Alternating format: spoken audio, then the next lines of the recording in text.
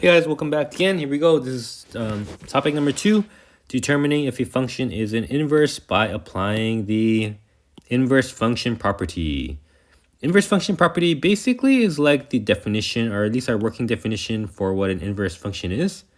And here we go. Here is what it is. Suppose, first of all, that you have a one-to-one function. Remember, your function has to be one-to-one for it to be invertible. Being invertible means that you can find an inverse. Then its inverse function, which we denote by f inverse of x, is the function that satisfies the inverse function property. So what is the inverse function property? It's got two parts. If I take that inverse function and compose it with the original function, it spits out x. Remember composition? So f does something to x, but the inverse function undoes it so that you get back what you started with. Now this works for every x in the domain of f. So in the domain of f, that means in the domain of the inner function here. See? The function that happens first here. And a second part of it is, it's kind of almost the same, but in the other direction. If I take f of the inverse function, then I also get back x. So what that basically says then is f and f inverse are each other's inverses. And this is also true for every x in the domain of f inverse this time. Now, this time, f inverse is the inner function here, right? The one that happens first, that's closest to the x. Okay, now, one word of caution here. Notationally, we use this f inverse of x. It looks almost like an exponent -1, but that's not what it means. Because if you see that normally, you think, oh, x to the -1, that's 1 over x, right? But no, that's not what it is. That's not what we're talking about. We're talking about the inverse function like we just described by the inverse function property. So it does not mean 1 over f of x. Okay. So let's get rid of that. Let's get rid of that too. Okay, let's look on to the box right below. So the box above, that box I just read, what it means is if I have a one-to-one function f of x and have another function g of x, then if it satisfies those two things above, these two properties, then that means f and g are each other's inverses. So if f of g of x equals to x for all the x in the domain of g, and g of f of x is x in the domain of f, then that means that g of x is the inverse. So in fact, I didn't know at the time, maybe I call it g of x to start, but in fact, g of x actually is f inverse of x. So f inverse of x is just a name for the function that is the inverse of f, yeah? Now, I mentioned this earlier, but if f inverse of x is the inverse of f of x, then that also means that f is the inverse of its inverse. So if f inverse is the inverse of f, then f is the inverse of f inverse of x. It sounds kind of confusing when I read it like that, right? But all it's saying is that if I have an inverse, the inverse and the original function, they're each other's inverses. Okay, let's get started with the questions now, 8 through 12. 8 through 12. I have it copied and pasted down here. So for each of these cases, we're going to check that f of g of x and g of f of x, see if it spits back out x. But one word of caution, make sure that we're checking that that's true for all of the domain of the inner function. If it's f of g of x, it's the g of x function. If it's g of f of x function, it's the f of x function. So I want to check for the whole domain of those inner functions. Starting with number 8. So number 8, I've got f and g. Let's do f of g of x first. And what is g of x? G of x says you take x and you input 0.25 of it and then subtract 1. Okay, now I'm going to apply f to this. So this is my input here. Let me use some highlighting here so you can see what's happening here. So this is the input, right? That's kind of like where over here, if this, that would be like the x position. So x, wherever I saw it, I multiplied it by 4, added 4. In this case, this whole expression is the input. So that means the next step is going to be equal to, take that whole expression, 0.25x minus 1, and multiply it by 4. And then add 4. So just kind of keeping consistent with the highlighting here. That was the input, right? Multiply that whole input by 4 and then add 4. So now how do I do that? Distribute the 4, right? Distributing that 4, 4 times 0.25 is 1, so I get 1x. And 4 times -1 is -4. And don't forget this plus 4 at the end. Now something nice happens here. -4 and +4 cancel each other out, which gives me just 1x. Of course, 1x, though, we know it's just a regular old x. So it looks like this thing is working, right? F of g of x turned out to be just regular old x. That's what I was hoping for. Now, we got to double check that this is true for the whole domain. Now, do I have any domain restrictions here? Looking at it, there's nothing that goes wrong. Nowhere I'm undefined in this intermediate stage. Nowhere I'm undefined at the end. Everything is just straight old x. So that means the domain is everything negative to infinity to positive infinity. And this is always x no matter what. Does that match with the g of x domain? Yes, it does. So this is true that f of g of x is equal to x for, or I should say, on negative infinity to positive infinity, right? That's the whole domain, and that matches what the g of x domain was. So great, I'm in good shape there. Now that's only half a story. I also have to check g of f of x, right? So let's check that. The g of f of x is f of x was what is f of x? Here it's 4x plus 4. Yeah. And then I'm going to apply g to that. Remember, inputting this whole thing into g. What it does is it multiplies whatever the input is by 0.25 to start. So 0.25 times the whole input, which was 4x plus 4. And then after it does that, it subtracts 1 at the end. Now let's check this thing out. Distribute that. 0.25 times 4x, that's 1x. 0.25 times 4 is 1. Don't forget the -1 here. And again, you got that beautiful thing happening. The 1 and -1 cancel each other out, giving you just a 1x. But we know 1x is just x. So sweet. Now, is this always true? And looking at it, yeah. Whatever x or whatever input I gave it, it's always just spitting out x. Now, what's the domain for f of x? F of x was this guy. Domain is everything. And this is true everywhere on that domain. So that means, yes, we have an inverse. So everything worked out perfectly, beautifully here. Oops, I meant to erase that.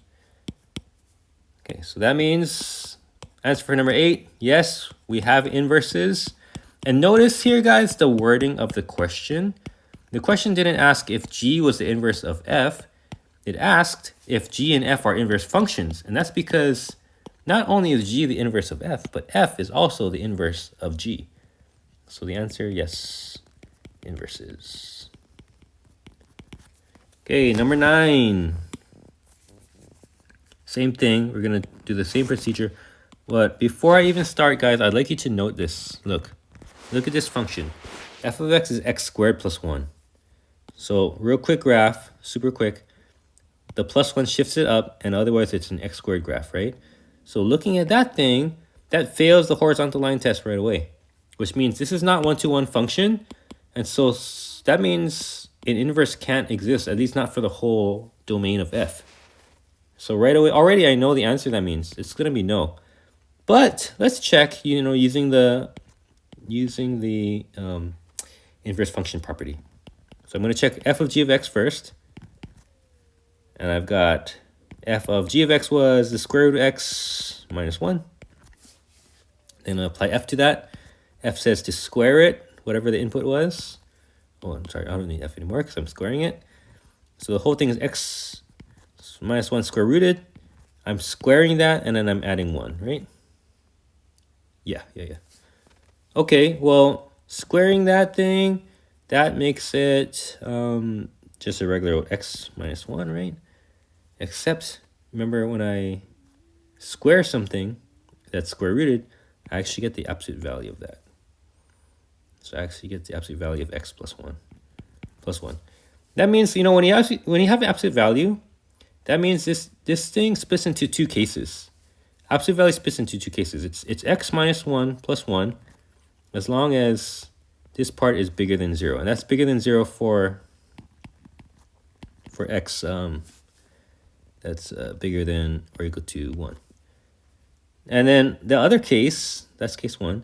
So the other case is if this guy inside is less than 1. So if x minus 1 is less than 0. So if x minus 1 is less than 0, then I take the negative of x minus 1, right?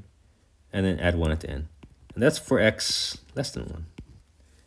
So in this case, if x is greater than or equal to 1, then, okay, x minus 1 plus 1, this becomes just a regular x. These guys cancel, and I have just x, right? So that looks okay. But in this case, what happens? Well, I have negative of x. That's negative x. This is negative 1. That's going to be a positive 1. And another one. So that's negative x plus 2 for x less than 1. All right, so that means that for x greater than or equal to 1 is correct, but if it's less than 1, then it's not correct. Now, what happens over here? Does that match our domain for g of x? G of x has this domain where x has to be 1 or bigger, right? So looking at that domain, oh, actually it does match up. So this part is okay because this part is not important. As long as this is for x bigger than or equal to 1, right? Oops. For x bigger than or equal to 1. And that matches the domain of g. So far, so good, actually. This part is okay. No issues there. So now, though, we have to go check the next one. We're going to check g of f of x now. So g of f of x, that's g. F of x was x squared plus 1. See that right here? Right? And what does g do? It takes the square root of that whole thing with a minus 1. So that means it's the square root of that whole thing, x squared plus 1, and then minus 1 inside the square root. So what is that? That's the square root of x squared plus 1. That's going to be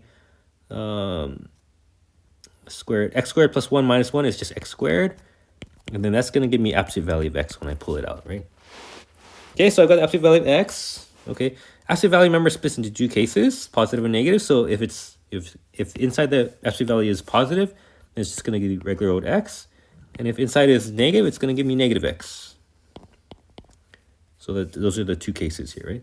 This is if x is bigger than or equal to 0, and this is if x is less than 0. Okay, let's check the domain. So if this case is correct, right? Let's check the domain for our inside function now, our f function. F function is this guy right here, x squared plus 1. What's the domain for that? The domain is everything.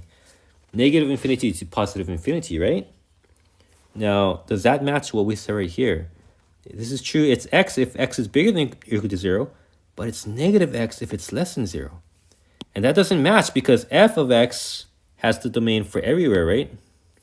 Look, f of x has domain negative infinity to positive infinity. But here, it's only x if it's bigger than or equal to 0. So that does not match because it's something else if it's less than 0. And that means that we failed the test. This is failed the inverse property test. Or property of inverses. Yeah. So that means, are they inverses of each other? And the answer is no, they're not. They're not inverses. It almost seemed like it was going to work, right? It was very close to working. And things are looking good. Square root of x squared. But you got to remember, square root of x squared is the absolute value of x. It's not just a regular root of x. So sometimes it's correct, but sometimes it's not. And that means we don't have a full inverse. Well, we already knew that though, right? Just looking at the original graph, that's because f is not 1 to 1. Now, if I restrict it to only the positive side of that f of x, then I would have passed the horizontal line test. So if I only took the positive values for x, then I would have had an inverse. And everything would have been fine in that case. So it would be okay if this was only restricted to positive values of x. But because it's, if I include the negatives, it's not, it doesn't pass the horizontal line test. It's not 1 to 1. Then the answer is no, it's not. They're not inverses. Not inverses. Okay, let's do number 10. Number 10. I'm gonna see if I can. No, actually, no, that's not nice. Okay, number 10. Number 10. Looking at it right off the bat, I see the same issue. Yeah, g of x is x to the 4th. What does that graph look like? Well, that's gonna look very similar to a parabola. It's gonna just be a sharp parabola. It's gonna fail the horizontal line test again. So again, I know the answer I'm looking for already. I'm expecting this to be a no. But, you know, we're going to check anyway, just to get used to checking. Make sure we're actually answering the question as it was intended. Because we're getting practice to apply this, this inverse property test. So f of g of x is the first thing we're going to check. That's f of, and g of x is x to the fourth.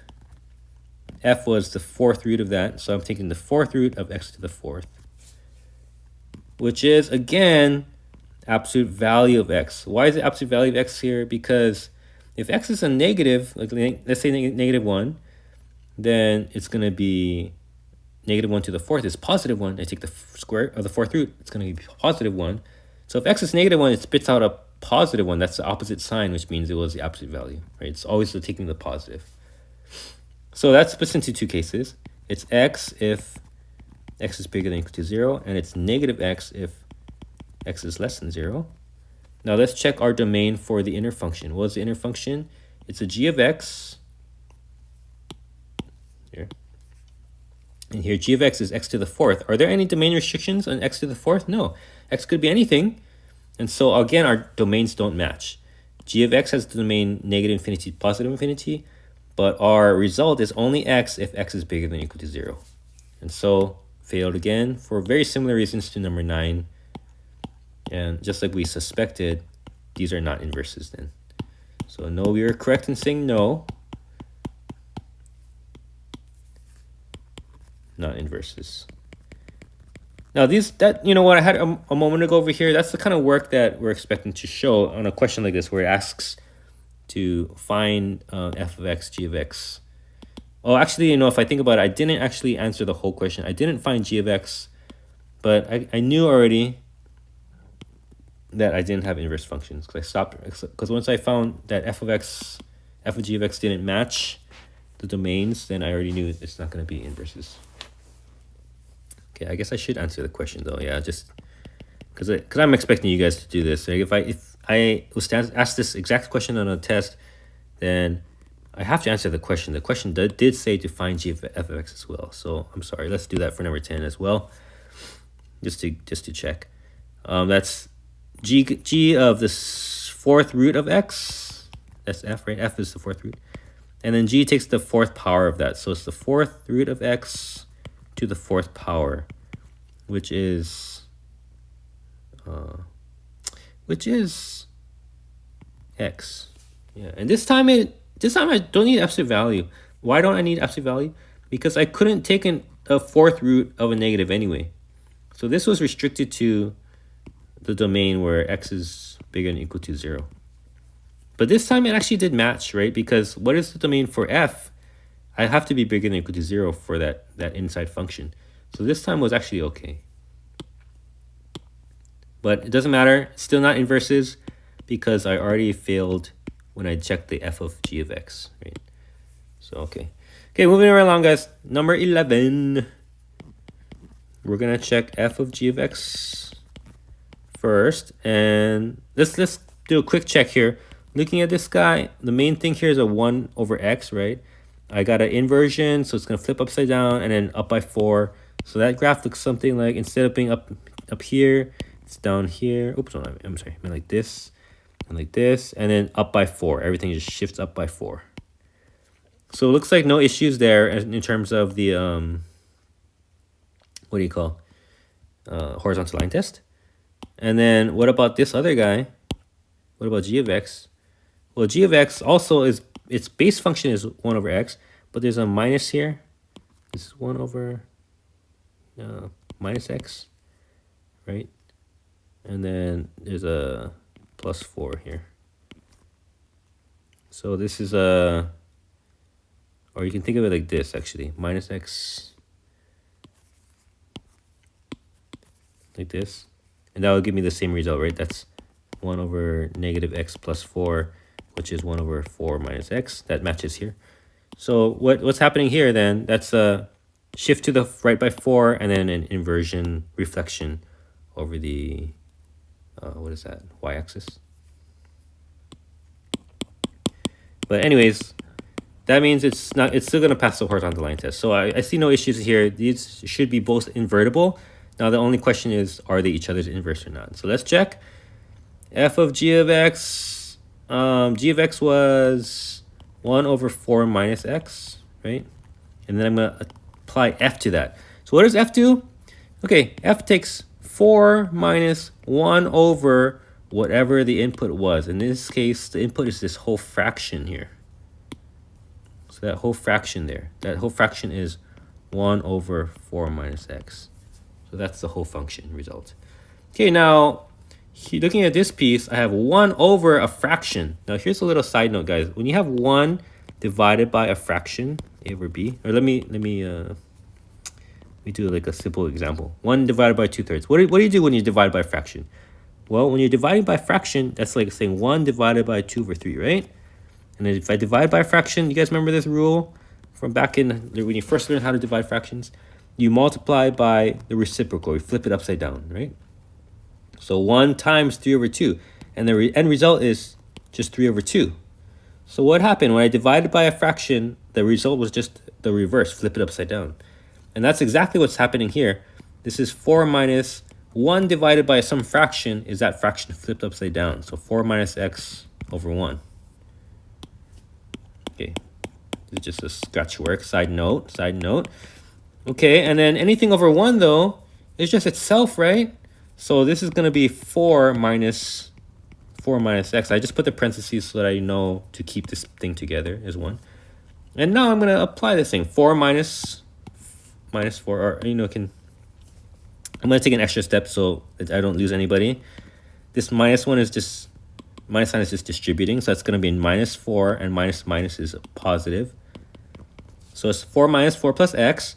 And a beautiful thing happens here. 4's cancel, leaving me with just an x. Beautiful. Now I have to check, does this match up everywhere?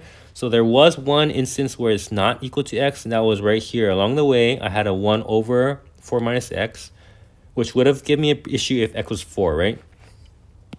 So I have to say x could not have been equal to 4, or this whole thing would not have worked. I would have been undefined at some point along the way. But that's not an issue because, look, the inner function is g of x, right? And what's the domain for g of x? Well, here's g of x. If x was 4, I would have been undefined as well. So that actually matches up perfectly. So that means f of g of x is equal to x, as long as x is not equal to 4, but that not equal to 4 matches up with the domain of g. So far, so good. So far, so good. Like, this is correct. Now, I still have to check g of f of x. Let's do that. But I already know something similar is going to happen here. Let's see. G and f of x was 4 minus 1 over x, right? Then what does g do? Okay, you got to be a little careful looking at this thing, what's happening with g. So g takes whatever the input is. It takes 1 over 4 minus that input. So in this case, it's going to be 1 over 4 minus that input, 4 minus 1 over x. Okay, so this negative is going to distribute again. Here, I'm going to have 4 minus 4. That's going to cancel. Yeah, and then I have this minus sign attached to the negative 1 over x. That's going to give me positive 1 over x. So it's going to be 1 over 1 over x. Now, no, that means x could not have been 0, right? In fact, from earlier on, from back here, x couldn't have been 0 or I'd be undefined.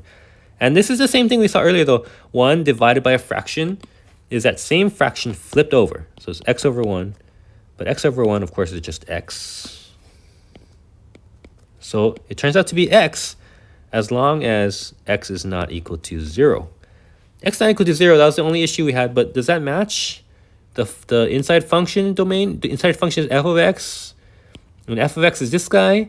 Well, look, x could not have been 0 because then f of x would have been undefined as well. So x not equal to 0 is correct.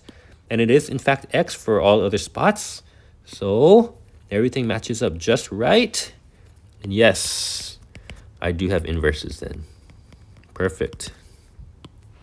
Beautiful thing, beautiful thing. And that brings us, guys, to the last question. I hope you've been taking breaks because even me, just explaining this thing I kind of getting kind of tired of just talking and working this thing. So I think it's really important that we rest our brains in between these kind of questions. Okay, last one. And then we'll take a break from this thing. We'll stop the video.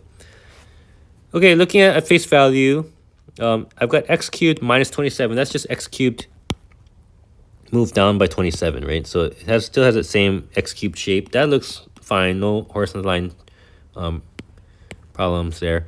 Cube root looks something like this. If it's plus 3, it just means it's moved up 3. So something like that still. So no horizontal line test problems there. It means that they're both potentially invertible. So then let's just check though. Let's check f of g of x.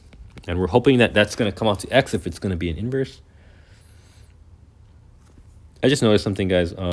My color scheme was like all over the place here. I don't know. I just had no rhyme or reason. I'm going to change it to the red will be if it is correct. Okay, let's go back to our question now. F of g of x. G in this case is the cube root of x plus 3. So I'm looking at f of the cube root of x plus 3.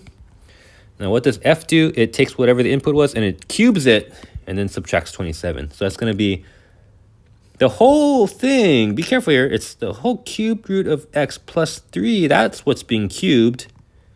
And then you're subtracting 27. Now looking at this thing, already I see what's going to happen.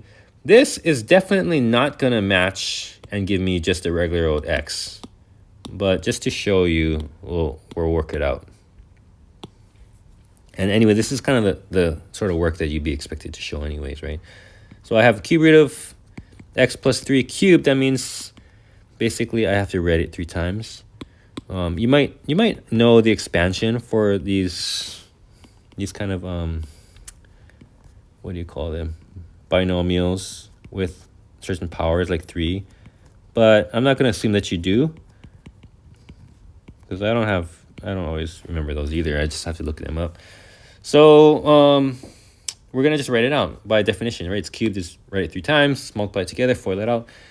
Except this is kind of hard to work with as cube roots. So I'm going to change the format slightly here. Instead of using cube roots, I'm going to rewrite these guys as powers of 1/3.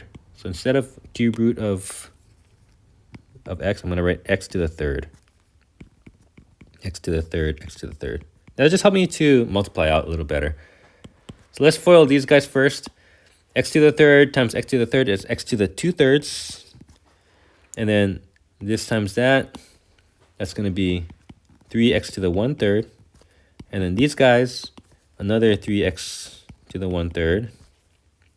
And so I'm going to just, do those in one fell swoop and say that's 6x to the 1/3. And then now the last two guys, 3 times 3 is 9. Okay, and I still have this one, x to the 1/3 plus 3. I haven't touched that. I haven't touched the minus 27. Okay, let's go back to pencil here. So I'm switching to, I like to switch colors every so often just so we don't get the lines mixed up with each other. Okay, so x to the 2/3 and x to the 1/3. That is nice. That turns out to be just x. Remember, you just add exponents when you multiply, right? The next one is x to the 2/3 times 3. That's 3x to the 2/3. Okay.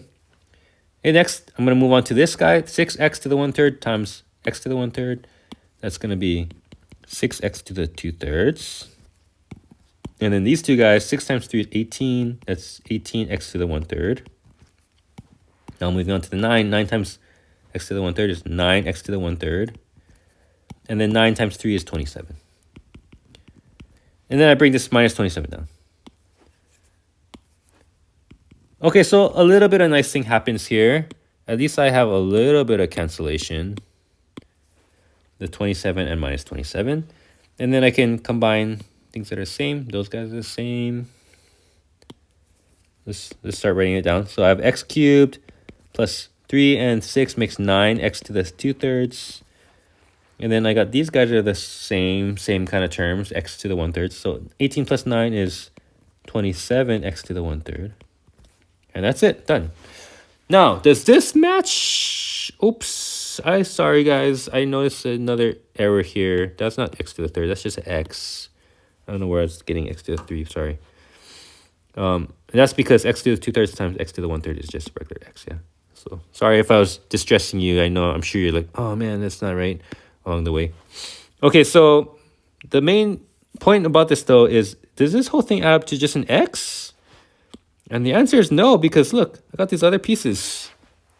So it cannot be an inverse right away. Yeah. So nope, not inverse. Okay, so that is the answer, except like I said earlier, you know, I still should answer the original question. The original question said to find f of g of x and g of f of x. So just to be totally thorough, to actually answer the question, we should still technically check g of f of x.